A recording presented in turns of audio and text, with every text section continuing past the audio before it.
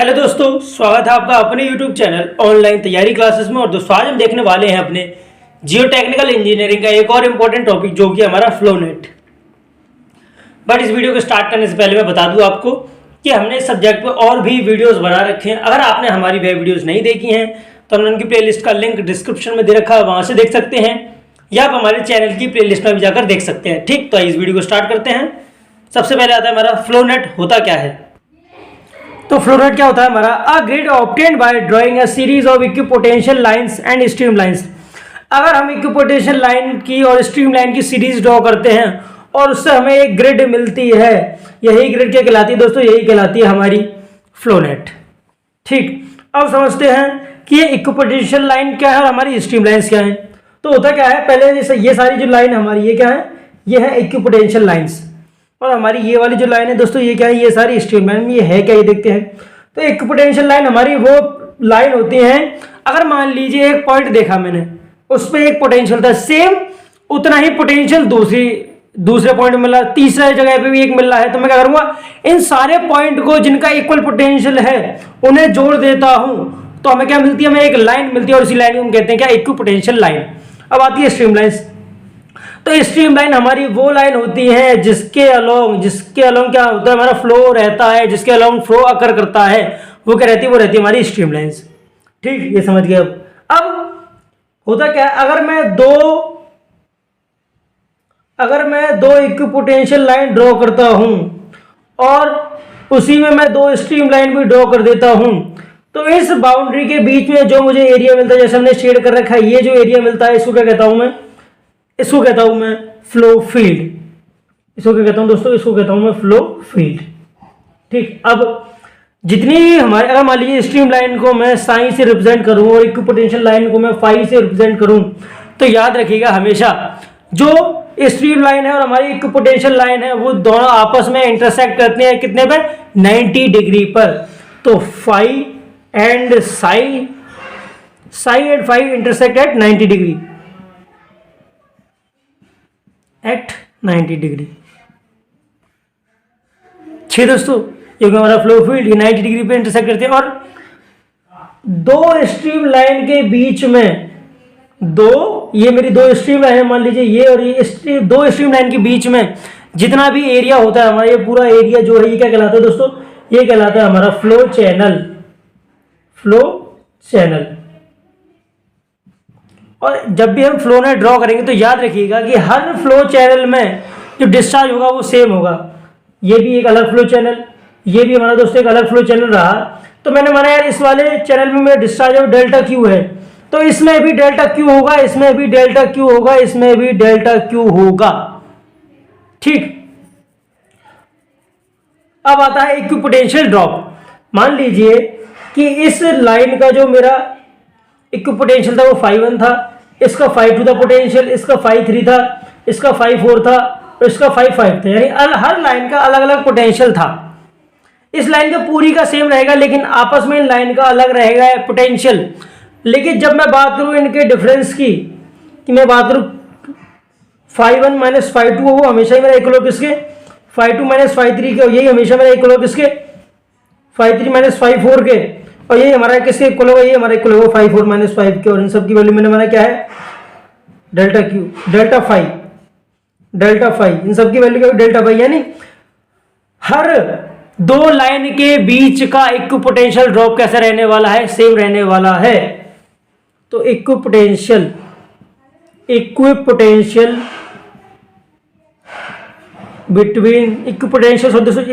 Drop between two equipotential lines will be same. दो line के बीच में जो इक्विपोटेंशियल रहेगा ड्रॉप, वो कैसा रहने वाला है, वो हमारा सेम रहेगा। ठीक, ये हो गया। अब ये जो हमारी इक्विपोटेंशियल लाइन और स्ट्रीम लाइन इंटरसेक्ट करती है 90 डिग्री पे, ये भी शेप बनाती हैं। तो हमारी दो तरह की प्रॉपर्टी आती हैं, एक आती है हमारी आइसोट्रोपिक और एक आती है हमारी कौन सी, एन आइसोट्रोपिक। एक आइसोट्रोपिक है, एक एन आइसोट्रोपिक। तो आइसोट्रोपिक मीडियम कौन सा होता है और एन आइसोट्रोपिक मीडियम कैसा होता है, मैं बता देता हूँ आपको कि एक्स और वाई डायरेक्शन में मान लीजिए दो डायरेक्शन माने मैंने एक्स और वाई, इन दोनों ही डायरेक्शन अगर प्रॉपर्टी सेम है, सारी प्रॉपर्टी सेम है, तो वो कहलाता है आइसोट्रोपिक मीडियम। अगर दोनों ही डायरेक्शन एक्स और वाई में प्रॉपर्टी कैसी है, डिफरेंट है, प्रॉपर्टी कैसी है, डिफरेंट है, तो वो कहलाता है एन आइसोट्रोपिक मीडियम। ठीक, ये हो गया। अब इससे हम करना क्या चाहते हैं, ये चीज समझिए। मैंने माना यार कि फ्लो फील्ड जो है मेरे पास है, फ्लो फील्ड को मान लीजिए मैं एफ से रिप्रेजेंट कर रहा हूं, तो फ्लो फील्ड की शेप की बात करेंगे, आइसोट्रोपिक मीडियम के लिए फ्लो फील्ड की शेप की बात करेंगे, तो कैसा होता है दोस्तों, ये होता है मेरा स्क्वायर, ये होता है मेरा क्या, स्क्वायर। वही बात कर रहे हैं एन आइसोट्रोपिक मीडियम के लिए, तो फ्लो फील्ड का जो शेप रहता है हमारा, वो कैसा रहता है, वो रहता है रेक्टेंगल। ठीक है। अब अगर मैं बात करता हूं इसके लिए लाप्लास इक्वेशन, जो फ्लो नेट होता है उससे क्या मिलती है, हमें लाप्लास इक्वेशन मिलती है। मैं बताऊंगा वो लाप्लास इक्वेशन हमारी आई कैसे, वो लाप्लास इक्वेशन होती क्या है, सारी चीजें बताऊंगा मैं। पहले समझिएगा, आइसोट्रोपिक मीडियम होगा तो फ्लो फील्ड की शेप स्क्वायर होगी, और जो हमें लाप्लास इक्वेशन मिलेगी वो क्या मिलेगी, वो हमें मिलेगी del square H upon del x square plus del square H upon del Y square will be equal to 0।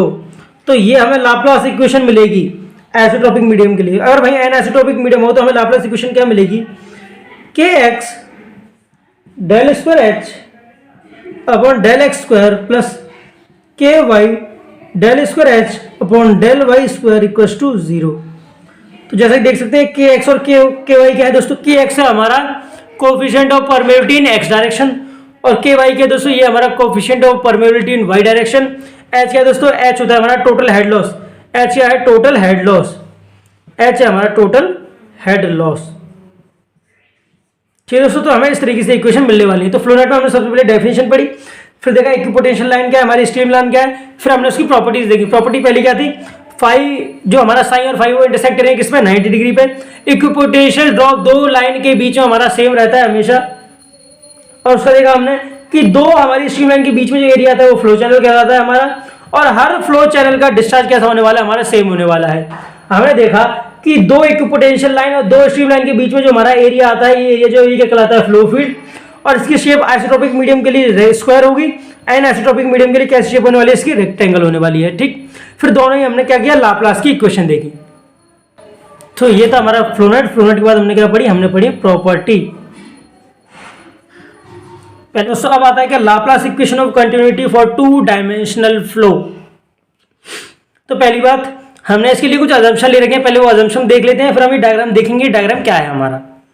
तो सबसे पहले आता है अजम्पशन क्या है, फ्लो इज टू डायमेंशनल, यानी हम जैसे कि हम जानते हैं हमारी तीन एक्सिस होती हैं, X axis, Y axis, Z axis. तो मैंने क्या मान रखा है, एक्स एक्सिस हमारी और वाई और जेड एक्सिस जो है वो छोटी एक्सिस है, तो मैंने उनका एक एलिमेंट ले लिया है, ये एलिमेंट, और मैंने अपनी वाई एक्सिस को क्या कर लिया, वाई एक्सिस को मैंने यूनिटी मान लिया, यानी A1 मान लिया है। ठीक, तो हमारा सॉइल का एलिमेंट है जिसकी लेंथ क्या है, dx इंटू डी जेड, यानी बहुत छोटी लेंथ है। अगला आता है soil is isotropic and homogeneous, यानी सॉइल जो है वो होमोजीनियस है और इसकी प्रॉपर्टी z डायरेक्शन में और x डायरेक्शन में और y डायरेक्शन में क्या होने वाली है, सेम होने वाली है। ठीक, अगला है soil is fully saturated, soil हमारी fully saturated. Flow is steady and flow condition not change with time. तो ये हमारी जो इक्वेशन है ये टाइम के साथ वर्क करेगी, तो हमने माना कि टाइम के साथ इक्वेशन में कोई चेंज नहीं आएगा, ये इक्वेशन हमारी सेम रहने वाली है। Darcy law is valid. Darcy law क्या था हमारा, v is directly proportional to i और v इक्वल्स टू ki, और k होता है हमारा क्या, कोफिशिएंट ऑफ परमेबिलिटी। तो हमने माना कि यार डार्सी लॉ भी हमारा वैलिड रहेगा। ठीक, तो ये थे हमारे अजम्पशन। अब देखते हैं कि हम लाप्लास इक्वेशन को ड्राइव कैसे करने वाले हैं। तो सबसे पहले आता है, हमने माना ये हमारे एक सॉइल का एलिमेंट है जिसकी लेंथ है dz इंटू डी एक्स और जेड डायरेक्शन, दो ही डायरेक्शन की बात करेंगे हम, क्योंकि हम पढ़ रहे हैं टू डायमेंशन फ्लो के लिए, अब अपने अजम्पशन में भी देखा। तो मैंने माना कि यार जब हमारी इस सॉइल का जो सैंपल है इसमें वेलोसिटी एंटर कर रही थी एक्स डायरेक्शन में, जैसे मैंने लिखा है वेलोसिटी एट इनलेट, जब इसमें पानी एंटर कर रहा था सॉइल सैंपल में, उस टाइम पे एक्स डायरेक्शन में जो वेलोसिटी थी वो वी एक्स थी, और जेड डायरेक्शन में जो वेलोसिटी थी हमारी वी जेड थी। ठीक, अब क्या हुआ, पानी बाहर गया इस सॉइल से। जब पानी बाहर गया इस सॉइल से तो हमने देखा वेलोसिटी एट आउटलेट, तो एक्स डायरेक्शन में जो वेलोसिटी हमें मिली वो v x plus del we x upon into d x मिली, और वही जेड डायरेक्शन में जो वेलोसिटी हमें मिली वो मिली v Z plus del V Z upon del Z into D z, x into c z है इंटू डी जेड। ये क्या मिली हमें, ये वेलोसिटी मिली हमें। ठीक, अब मैंने माना कि मेरा फ्लो कैसा था, स्टडी था, जैसा हमने अपने अजम्पशन में देखा था, तो हमने हमारा फ्लो कैसा, हमारा फ्लो स्टडी है, स्टडी फ्लो है। तो इस केस में जो हमारा डिस्चार्ज रहेगा ना, डिस्चार्ज को हम बोलते हैं क्यू, वो कैसा रहने वाला है, वो कांस्टेंट रहने वाला है, या हम कह सकते हैं सेम रहने वाला है। डिस्चार्ज कैसा रहने वाला है, कांस्टेंट तो नहीं, हम कह सकते हैं सेम रहने वाला है। जो हमारा डिस्चार्ज है वो कैसा रहने वाला है, इनलेट पर जहां से पानी एंटर हुआ वहां पर, और जहां से पानी बाहर निकला है उस जगह हमारा डिस्चार्ज क्यू कैसे रहने वाला है, सेम रहने वाला है। ठीक, तो हम लिख सकते हैं V X D Z plus V Z D X. ये तो हमारा कहाँ जहां एंटर किया है वो उसका हिसाब से हमारा ये है। अब जहां बाहर जाएगा वो क्या हो जाएगा हमारा, V x plus del we x upon del X D X into D Z. जो हमारे एक्स डायरेक्शन में वेलोसिटी थी उसमें हम जेड का मल्टीप्लाई कर रहे हैं डी जेड का, और जेड के डायरेक्शन में जो वेलोसिटी थी उसमें मल्टीप्लाई कर रहे हैं हम डी एक्स का। ठीक, plus V Z plus D del V Z upon del Z into D Z, और इसका पूरे का मल्टीप्लाई करेंगे हम किससे, डी एक्स से। अब क्या करेंगे, मैं अब इनको सॉल्व करने वाला हूं, तो V X D Z plus V Z D X, ये सारी चीज़ें माइनस में आ जाएंगी, तो वी एक्स डी जेड, ये सब मल्टीप्लाई किधर आया, minus del we x upon del X D x D Z minus V Z D X minus del V Z upon del Z D Z D X equals to 0। अब जैसा कि देख सकते हैं ये हमारी क्या हुआ, ये टर्म आपस में हमारी कट जाएंगी, तो अब ये माइनस जो है हम कॉमन ले सकते हैं, इधर ले जा सकते हैं, तो मुझे इक्वेशन मिलेगी फाइनली, वो क्या मिलेगी, del we x upon del X D x D Z minus del V Z upon del Z D Z D X equals to 0। इसको थोड़ा ऊपर कर देता हूँ मैं।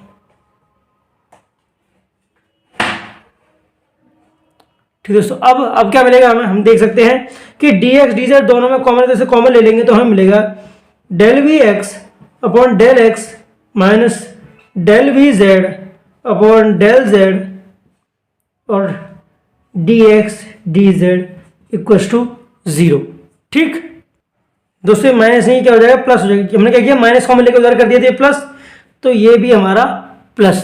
तो जैसा कि हम देख सकते हैं इन दो टर्म में से एक टर्म हमारी कैसे होने वाली है, 0 होने वाली है। जब भी हमें मल्टीप्लिकेशन दोनों का 0 मिलेगा तो हम कह सकते हैं कि del we x upon del X plus del V Z upon del Z equals to 0। मैंने माना ये हमें क्या मिली, ये मिली हमें इक्वेशन 1। ठीक, अब आगे सॉल्व करने के लिए मैं क्या कर रहा हूँ, ये सारा पोर्शन मिटा देता हूँ, ये ऊपर वाला, ये डायग्राम भी मिटा दे रहा हूँ, ये हेडिंग भी अपनी मिटा दे रहा हूँ। ठीक दोस्तों, मैं डायग्राम और हेडिंग मिटा दी है। अब मैं ये लाइन कर देता हूँ। ठीक है, तो इक्वेशन 1 हमें ये मिल गई। अब मैं बोला था डार्सी लॉ वैलिड है, हमारा डार्सी लॉ वैलिड है। जब हमारा डार्सी लॉ वैलिड रहेगा तो हमें पता है according to Darcy law V equals to K I होता है हमारा। के होता है हमारा क्या, कोफिशिएंट ऑफ परमेबिलिटी। तो मैंने बोला यार कि अगर मैं बात करूँ एक्स डायरेक्शन की, एक्स डायरेक्शन में जो मुझे वेलोसिटी मिलेगी वो क्या मिलेगी, वी एक्स। तो वो हमारी किसकी इक्वल हो जाएगी, के एक्स आई एक्स, यानी यहाँ लिख देता हूँ मैं Darcy law valid, Darcy law valid. ठीक है, ये हमने अजम्पशन में भी लिया था। तो मैंने देखा एक्स डायरेक्शन जो मुझे वेलोसिटी मिलेगी वो मिलेगी वी एक्स के एक्स आई एक्स। के एक्स क्या हुआ, coefficient of permeability in X direction, और आई एक्स क्या हुआ दोस्तों, आई एक्स होता है मेरा हाइड्रोलिक ग्रेडियंट इन एक्स डायरेक्शन। ठीक, और वही बात करूँ मैं वाई डायरेक्शन की, वही बात करूँ वाई डायरेक्शन की, तो वाई डायरेक्शन जो मुझे वेलोसिटी मिलेगी वी, सॉरी दोस्तों हम वाई नहीं, यहाँ पे हम क्या ले रहे हैं, जेड ले रहे हैं। तो वही मैं बात करूँ जेड डायरेक्शन की, तो जेड डायरेक्शन जो मुझे वेलोसिटी मिलेगी वो मिलेगी के जेड आई जेड। अब के जेड क्या हुआ, coefficient of permeability in Z direction, और आई जेड क्या हुआ, आई जेड हुआ मेरा हाइड्रोलिक ग्रेडियंट इन जेड डायरेक्शन। अब जैसा कि हम जानते हैं हाइड्रोलिक ग्रेडियंट आई, यहां मैं लिख रहा हूं आई क्या है दोस्तों, ये हमारा हाइड्रोलिक ग्रेडियंट, हाइड्रोलिक ग्रेडियंट। ये कौन से, ये है इक्वेशन 1, कंफ्यूज मत हो जाइए, ये इक्वेशन 1 है और आई क्या है यहाँ पर, आई है मेरा हाइड्रोलिक ग्रेडियंट। ठीक है, अब आई एक्स की वैल्यू कैसे निकालते हैं हम, तो हाइड्रोलिक ग्रेडियंट की वैल्यू क्या होती है हमारी, head loss upon total length. ठीक, हेड लॉस अपॉन लेंथ। तो जैसा कि जानते हैं मैंने माना गया डेल एच, मैं क्या मान रहा हूं डेल एच, ये क्या है दोस्तों मेरा हेड है, अपॉन मैं जानता हूं जैसे हमने दो डिस्टेंस क्या ली थी, या हम कह सकते हैं डायमेंशन क्या ली थी डी एक्स, तो यहाँ क्या जाएगा हमारा डेल एक्स। ठीक, अब वही बात करें अपने आई जेड की, तो आई जेड का हाइड्रोलिक ग्रेडियंट क्या हो जाएगा हमारा del H upon del Z, और कैसे माइनस में। ठीक, अब बहुत से लोगों को नहीं पता हाइड्रोलिक ग्रेडियंट का फॉर्मूला क्या होता है, तो हाइड्रोलिक ग्रेडियंट का फॉर्मूला जो होता है हमारा i equal to delta h upon L होता है। डेल्टा एच क्या होता है हमारा डिफरेंशियल हेड लॉस, और एल क्या होता है, एल होता है हमारे टोटल लेंथ जो होने वाली है। ठीक, तो उसके अकॉर्डिंग हमारा फॉर्मूला आ गया आई एक्स और आई जेड का। अब एक्स डायरेक्शन में जो मुझे वेलोसिटी मिलने वाली थी वी एक्स, वो क्या हो जाएगी दोस्तों, वो हो जाएगी मेरी minus K x del H upon del X, और वाई डायरेक्शन में जो मेरी वेलोसिटी हो जाए, सॉरी दोस्तों जेड डायरेक्शन जो मेरी वेलोसिटी मिलेगी मुझे क्या मिलेगी, minus K Z del H upon del Z. यहाँ पर हेड एच क्या है दोस्तों, एच है हमारा हेड लॉस, एच क्या है हमारा हेड लॉस। ठीक है, हमें ये दो चीज मिल गई। अब हम ये वैल्यू क्या करेंगे, इक्वेशन 1 में पुट कर देंगे। मैं इसको और थोड़ा ऊपर कर देता हूं। अब जो हमें वी एक्स और वी जेड की वैल्यू मिली है हम किस में करेंगे, इक्वेशन 1 में पुट कर देंगे। तो put V X and V Z values in equation 1। Equation 1, तो हमने कहा कि ये दो वैल्यू अब इक्वेशन 1 में पुट करेंगे तो हमें मिलेगा, क्या मिलेगा,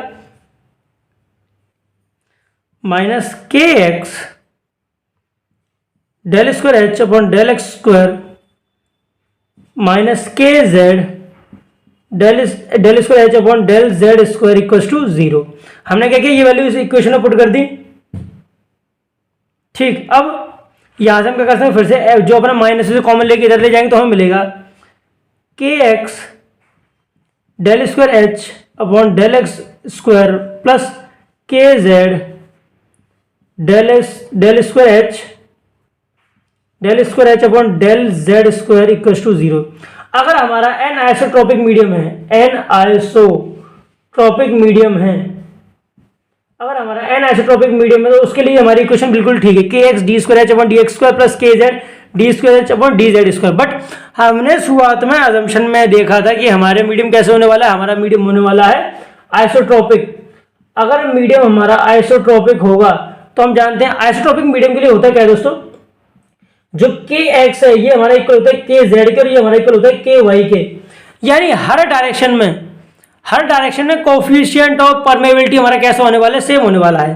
तो जैसा कि हम देख सकते हैं, मैं बात कर रहा हूं किसकी, आइसोट्रोपिक मीडियम की, तो आइसोट्रोपिक मीडियम के लिए मैं मानूंगा के एक्स इक्वल टू के जेड इक्वल टू के वाई।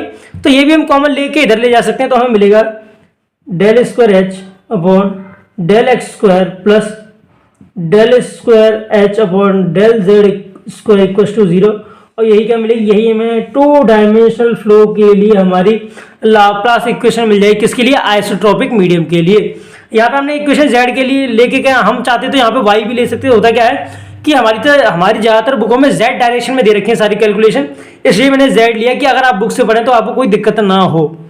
ठीक है, अदरवाइज यहाँ पे आप वाई भी ले सकते हैं, कोई दिक्कत नहीं। तो क्या आ गई दोस्तों, ये आ गई हमारी final 2 dimensional Laplace equation for isotropic medium. ठीक है दोस्तों, तो आज के लिए बस इतना ही। अगर वीडियो अच्छा लगा तो वीडियो को लाइक करें, चैनल को सब्सक्राइब करें, और मिलते हैं हम आपसे अगली वीडियो में।